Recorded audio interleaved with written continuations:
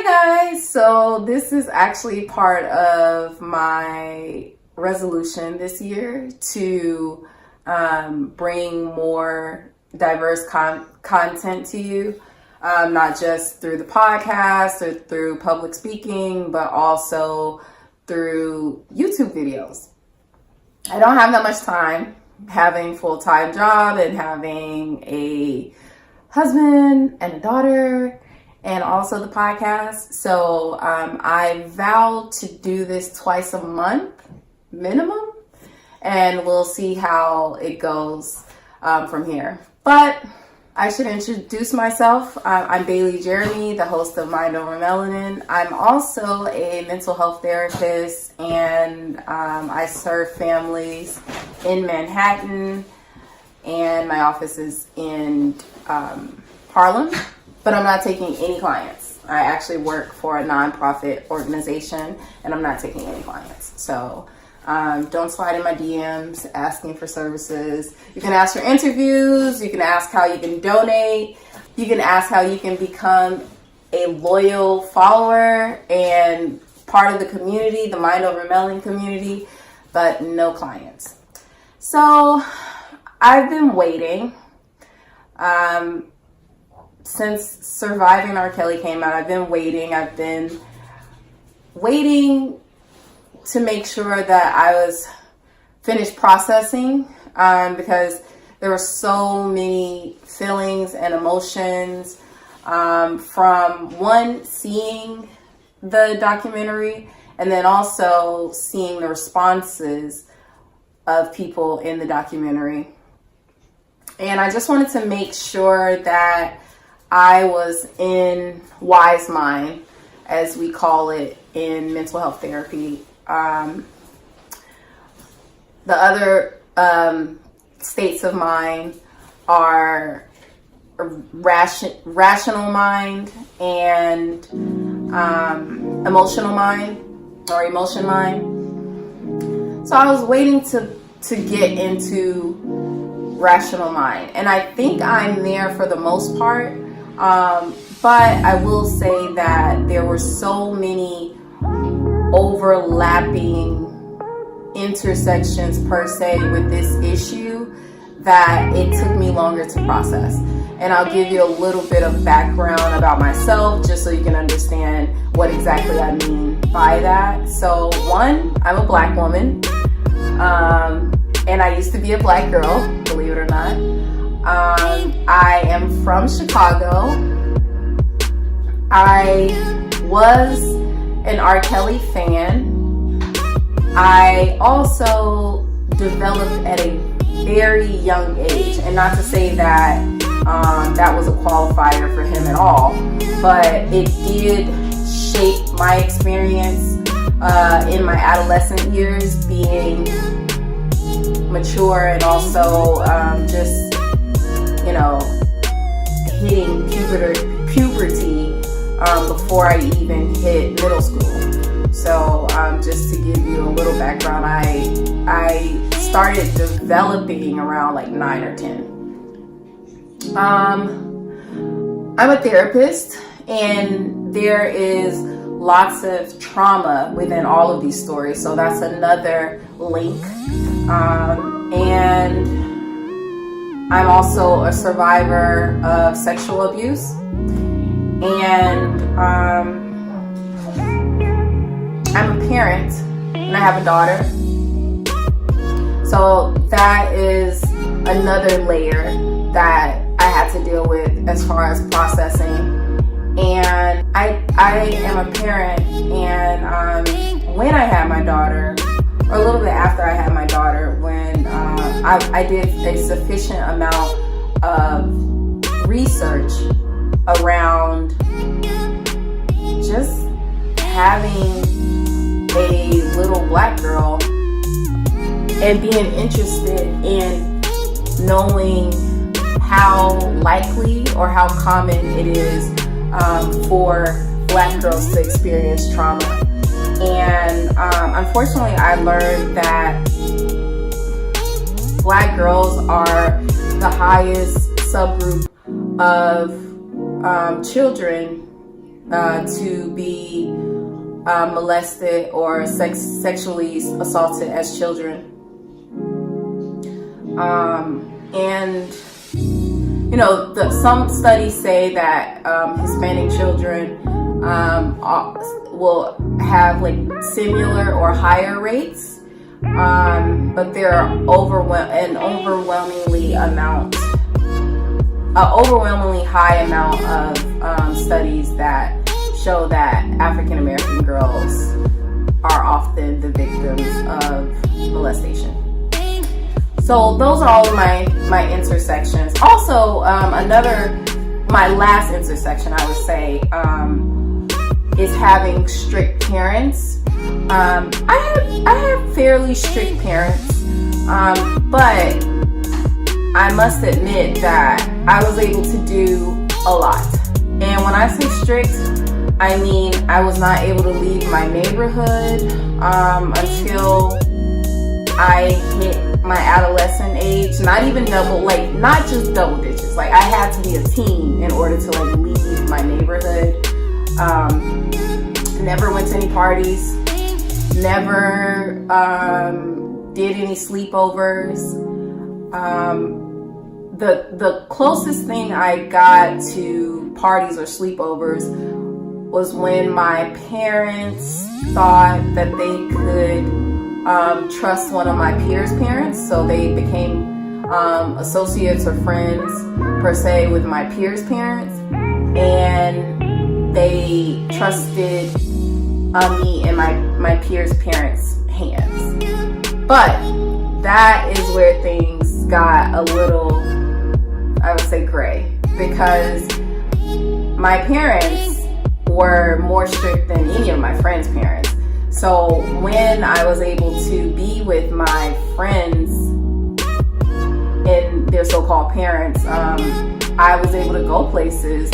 I was able to leave the street, go down the street, where my actual parents would not let me go. Like, they would not even let me think about that option. So, there were opportunities, and I made those opportunities. And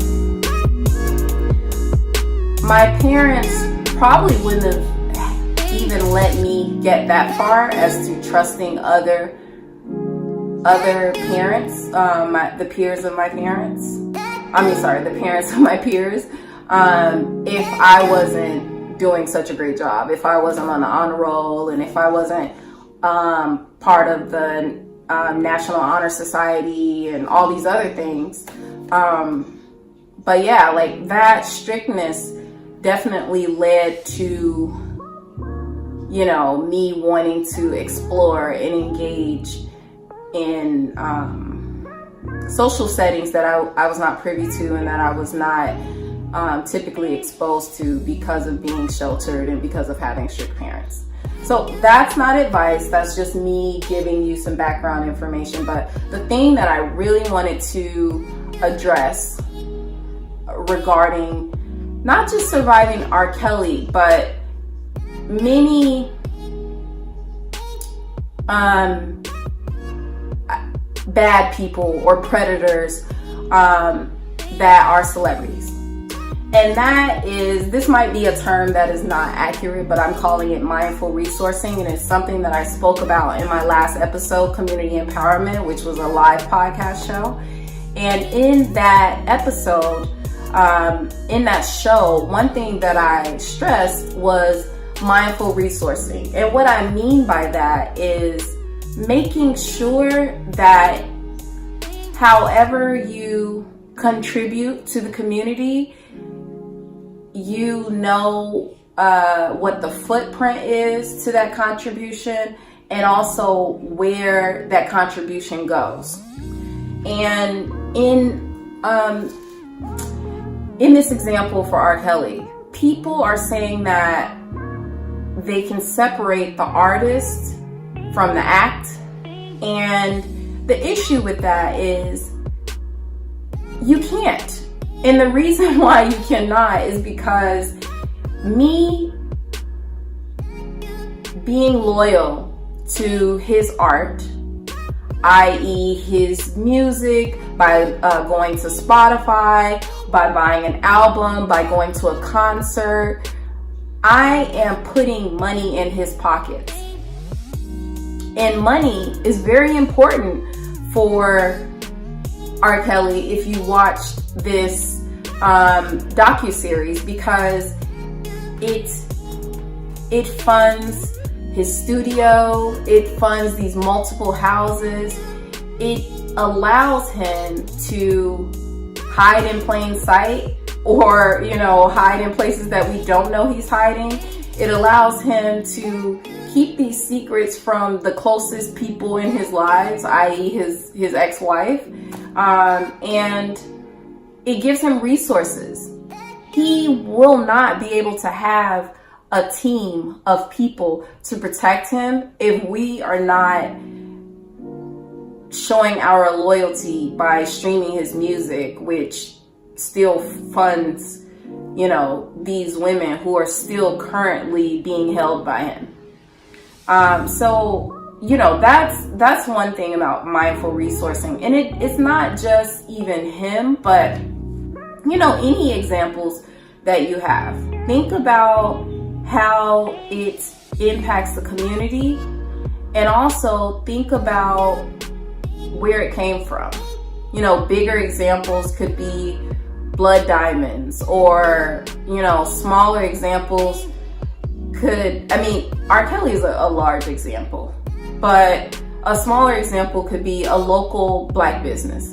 I am all about supporting Black businesses, but make sure that I think it's important to charge Black businesses with the responsibility of also contributing within the community. Just because I'm a Black business owner and I'm selling hats, what am I doing? Like, if I become very successful with these hats, am I turning around and making change within the community? Am I taking my profit and going out to some, luxury brand that doesn't actually positively impact the community, i.e. Prada or H&M or someone else who slaps a sorry on, not being aware of their negative impacts? What am I doing with my money after, I get my community to pour into my business? And one thing that I was talking about on during the podcast, the last podcast, was saying, like, once I am able to, one, sufficiently support my family, an example of me making sure that the impact of Mind Over Melanin is not just spreading knowledge, but actually making change, concrete change, would be me saying, hey, like, once I get enough, once my Patreon community grows, or once I get this many donations, I honor to give free mental health therapy to a specific number of families or clients a month. Now, I haven't received any donations yet, but if you like this idea and you want to contribute to my honor or my vow, you can definitely go to Mind Over Melanin and click on donations, or go to patreon.com/mindovermelanin to start engaging as one of my community members. But that's just an example. The other issue that I've had with responses of surviving R. Kelly was people coming out and saying this wouldn't be happening if he wasn't a Black man. I'm not here to debate that. If you listen to my episodes, I'm all about calling out oppression, ending oppression in every way we can. But the fact of the matter is, this is abuse to our Black women, our Black children, and that needs to be addressed. So we should not pardon him because of oppression. We should not excuse him because, you know, you feel like this is unfair. Because it's unfair, the adverse impact and trauma that all of these women have experienced on behalf of R. Kelly.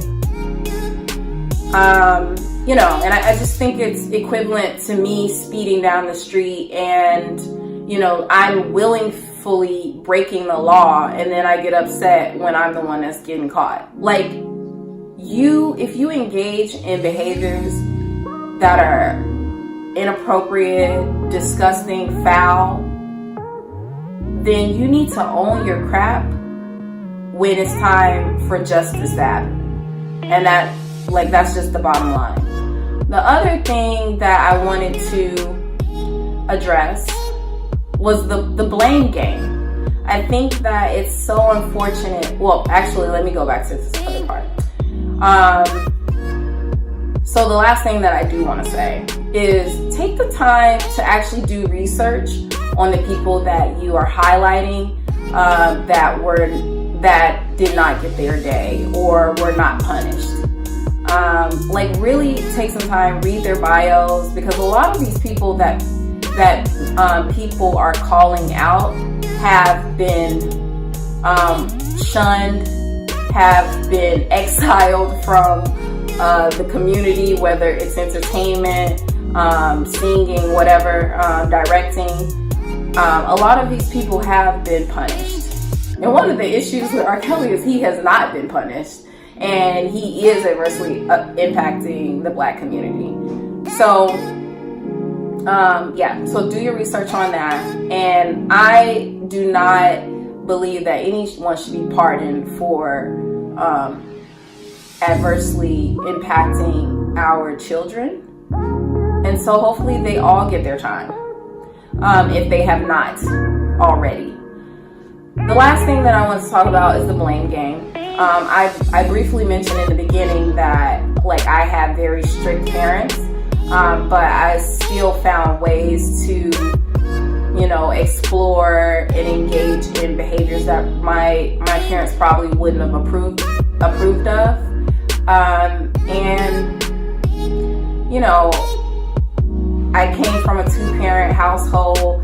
I came from a very strict home where my parents advocated for celibacy, and sometimes you just don't have control of these things. And I think it's just so unfortunate that people are blaming everyone else but R. Kelly. You know, like, they're trying to find ways to say, you know, if that was my child, blah blah blah, and that's the reason why it took me so long to respond or even say anything, because I was just thinking about the immediate horror of, like, now having a child and having to be responsible for protecting her from predators like R. Kelly. You know, I mean, I'm very thankful that I did not fall prey to someone like him. But the reality of the matter is, there are opportunities. There were so many opportunities, and, you know, I guess the grace of God helped me, or something kept me from that. Maybe so I could be here today talking to you all. But yeah, I'm not. It's not cool to blame everyone but the person who's actually causing the trauma, because I think it's clear that the parents who were interviewed desperately want their children to be home. They are overwhelmed. A lot of them are in shock that this could even happen to them. And some of the parents made several efforts to make sure that this didn't happen, and it happened anyway. So just be conscious of that, and, you know, just take a minute before you blame someone to really put yourself in their shoes. And if you can't, just just don't say anything. Because these people, I think it took lots of courage and bravery for them to come out and even share this story. But I think it speaks to their hope and also their desperation to save their children.